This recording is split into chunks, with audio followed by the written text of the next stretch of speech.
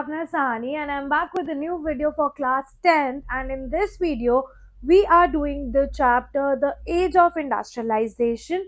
First two parts हम already कर रहे हैं and इस part में we are starting with the third part, the third topic of this chapter. So let's get started to this one.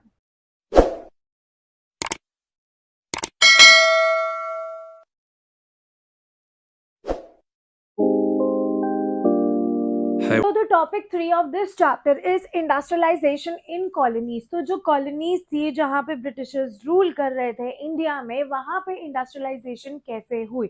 Industrialisation means growth of industries in a country. ठीक है, तो अगर मैं इंडिया की बात करूँ तो मशीन और फैक्ट्री से पहले भी इंडिया की सिल्क और कॉटन इंटरनेशनल मार्केट तक पहुंचाई जाती थी. बिना मशीन्स बिना फैक्ट्रीज के भी सिल्क एंड कॉटन ने डोमिनेट किया था इंटरनेशनल टेक्सटाइल मार्केट को. ठीक है, एंड जो इंडिया है it produced fine variety of cotton. अगर मैं आर्मेनिया और पर्सिया की बात करूं, उन्होंने क्या किया था, दे बॉट फ्रॉम पंजाब. ठीक है, they bought cotton from Punjab and वो पंजाब से कॉटन खरीद के सेंट्रल एशिया को बेचते थे, अफगानिस्तान को बेचते थे और ईस्टर्न पर्सिया को बेचते थे. ठीक है, तो इंडिया में क्या हो गया कि before the machinery, before the factories, तब भी सिल्क और कॉटन टेक्सटाइल डोमिनेट कर रही थी इंटरनेशनल टेक्सटाइल मार्केट में. इंडिया बहुत fine variety of cotton produce कर रही थी. आर्मेनिया और पर्सिया कॉटन खरीद रहा था पंजाब से एंड कहाँ सेल आउट कर रहा था, central Asia, Afghanistan and eastern Persia. इसके अलावा मैं कुछ अदर नेशंस की बात करूं तो बाकी नेशंस में as compared to India coarser variety of cotton produce करी जा रही थी, मतलब rough variety of cotton produce करी जा रही थी. और उस कोर्सर वैरायटी ऑफ कॉटन को कैसे बेसिकली ट्रांसपोर्ट किया जा रहा था वो हम देखेंगे. So here let's come to this. जो टेक्सटाइल है, जितना भी टेक्सटाइल था वो कैमल बैक पे कैरी किया जाता था. ठीक है, और पूरा ट्रैवल किया जाता था फ्रॉम नॉर्थ वेस्ट फ्रंटियर. ठीक है, फिर माउंटेन पास करके across the desert. All right, so textile was carried on camel back, travel through north west frontier, mountain passes across desert. ठीक है, फिर सी ट्रेडिंग भी होती थी थ्रू प्री कॉलोनियल पोर्ट्स. जो प्री कॉलोनियल पोर्ट्स थे वहां से हम सी के थ्रू भी अपना माल, अपना टेक्सटाइल एक कंट्री से दूसरी कंट्री तक पहुंचाते थे. ठीक है, अगर मैं सूरत और गुजरात की बात करूं, ठीक है, they are connected through Gulf Red Sea port.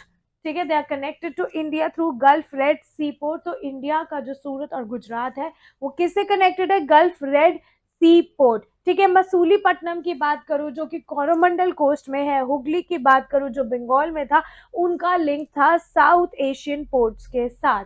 Right, तो अगर मैं इंडियन मर्चेंट्स और बैंकर्स की बात करूं तो इंडियन मर्चेंट्स और बैंकर्स दोनों इन्वॉल्व थे एक्सपोर्ट में. ठीक है, इनका काम क्या था बैंकर्स का कि भाई जो भी प्रोडक्शन मर्चेंट्स कर रहे हैं उनको फाइनेंस प्रोवाइड करना है. ठीक है, फाइनेंसिंग प्रोडक्शन. ठीक है, they were carrying and they were supplying goods to the exporters. ठीक है, तो जो इंडियन मर्चेंट्स थे वो गुड्स को कैरी कर रहे थे, गुड को सप्लाई कर रहे थे and they were giving it to the exporter. और बैंकर का क्या काम था कि जितनी भी प्रोडक्शन हो रही थी उसको फाइनेंस करते थे. ठीक है, सो बेसिकली ये क्वेश्चन भी आता है, what is the role of supply merchant. तो रोल ऑफ सप्लाई मर्चेंट में बेसिकली आपने बताना है कि जो linked port towns to inland region, जितना भी पोर्ट टाउन था, जहाँ पे भी पोर्ट था, उस टाउन को बाकी टेरिटरी से लिंक किया गया था. ठीक है, बेसिकली सप्लाई मर्चेंट वो होता है जो गुड्स को सप्लाई करता है. तो इनका काम था सी पोर्ट्स को बाकी के कंट्री के रीजन से कनेक्ट करना है. ठीक है, वीवर्स को एडवांसेस देने हैं.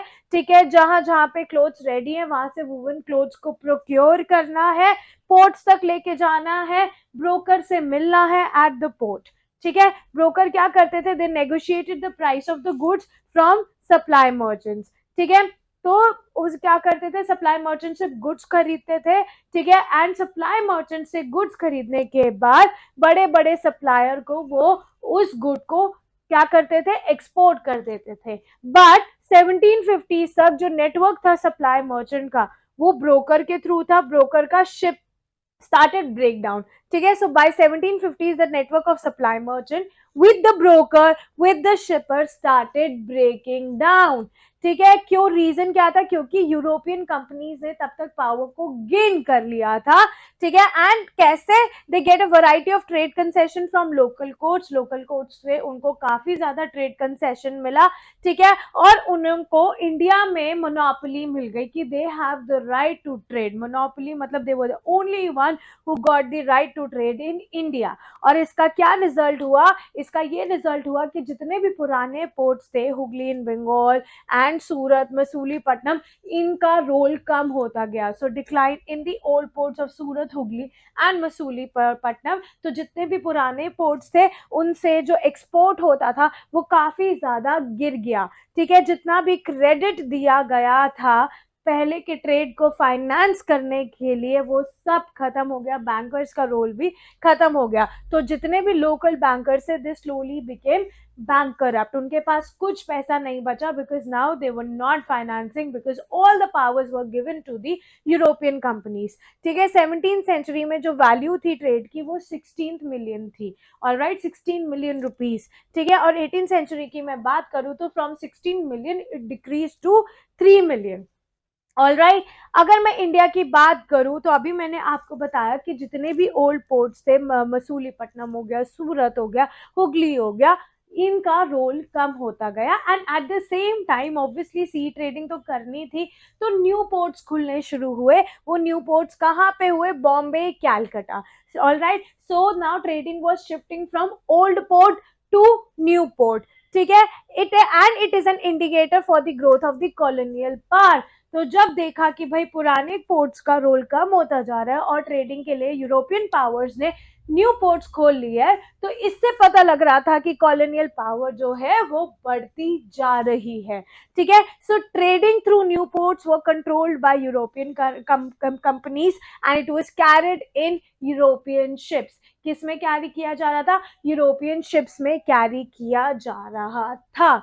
Also now, if old trading houses wanted to survive, had to trade within European trading network। तो ये भी बोला गया था कि जितने भी पुराने ट्रेडिंग हाउस है, ठीक है, जहाँ पे गुड्स प्रोड्यूस हो रहे हैं, जहाँ टेक्सटाइल बन रहे हैं, अगर उनको सरवाइव करना है, अगर उनको अभी भी कमाना है, तो उनको यूरोपियन कंपनीज के साथ ही ट्रेडिंग करनी होगी, पुराने मर्चेंट्स के साथ ट्रेडिंग नहीं करनी होगी, ठीक है। तो इसके बाद वीवर्स को हुआ क्या, what happen to the weaver. तो अगर मैं मिड 18th सेंचुरी की बात करूं, जब ईस्ट इंडिया कंपनी के हाथ में यूरोपियन पावर्स आ गई थी, यूरोपियन पावर्स गेन हो गई थी, तो 1760s टू 1770s में East India found it difficult to trade, ठीक है। तो जब यूरोपियन पावर्स गेन हो गया था, यूरोपियंस के हाथ में सारी पावर आ गई थी, तो जो ईस्ट इंडियन कंपनी थे, they found it difficult to trade. क्यों, क्योंकि French, Dutch, Portuguese, they competed to buy woven cloth from India, all right. And buyer with the best bid get the cloth. और जो सबसे ज्यादा bidding करता था, auction होते थे एक तरीके के, तो जो सबसे ज्यादा बिडिंग करता था उसको सारे क्लोथ मिलते थे। लेकिन they still face to problem, और वो दो प्रॉब्लम क्या थी कि जो गुड्स का सप्लाई था वो काफी ज्यादा लिमिटेड था और गुड्स के प्राइसेस काफी ज्यादा हाई थे, राइट। सो फ्रॉम 1760s और 1770s के बाद के ईस्ट इंडिया कंपनी ने क्या किया, उन्होंने पॉलिटिकल पास को इस्टेब्लिश करना शुरू कर दिया।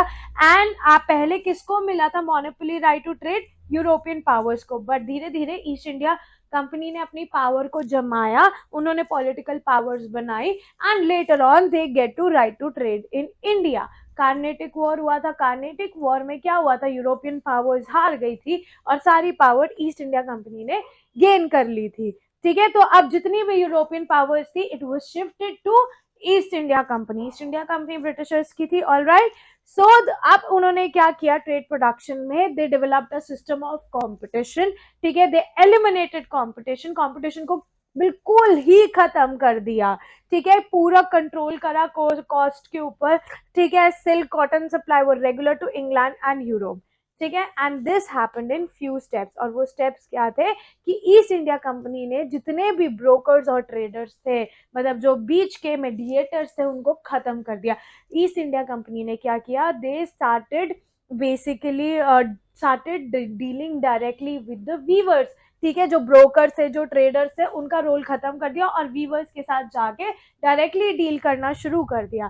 So direct contact with the weavers, ठीक है, ईस्ट इंडिया कंपनी ने क्या किया, वीवर्स के साथ डायरेक्ट कॉन्टैक्ट बना दिया।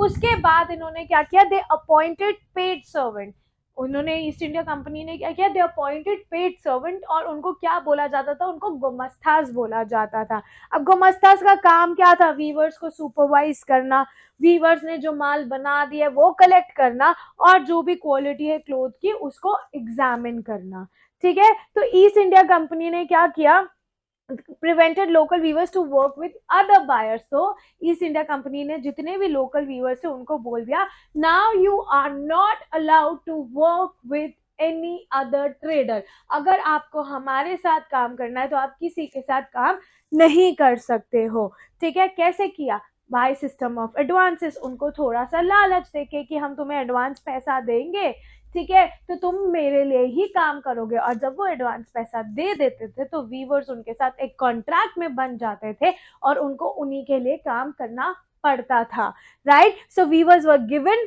लोन्स टू प्रोड्यूस क्लोथ, ठीक है, thus handed over production to East India company through gomastha. तो वीवर्स क्या करते थे, सारा माल बना के गुमस्ता को देते थे, और gumasta was the paid servant of east India company. तो ऑटोमेटिकली गुमस्ता क्या करता था, सारा माल में लेके ईस्ट इंडिया कंपनी को दे देता था, ठीक है। तो वीवर्स को कैश भी मिल जाता था, इसलिए they were eager to deal with East India Company. But कुछ वीवर्स ने क्या किया, अपने लैंड को लीज आउट कर दिया and they started working for east India company, ठीक है, अपना सारा काम सारा टाइम वीविंग में लगा दिया and they required labour of entire family. But धीरे धीरे क्या होने लगा, जब देखा कि इनका काम बढ़ता जा रहा है, ठीक है, वीवर्स ने क्या करना शुरू किया, अपने लैंड को रेंट पे चढ़ा दिया एंड दे स्टार्टेड वीविंग, ठीक है, अपनी फैमिली को लेके पूरा टाइम वीविंग में लगे रहते थे। लेकिन धीरे धीरे क्या हुआ, वीवर्स और गुमस्तास के बीच में क्लैशेस होने लग गए, लड़ाइयां होने लग गई।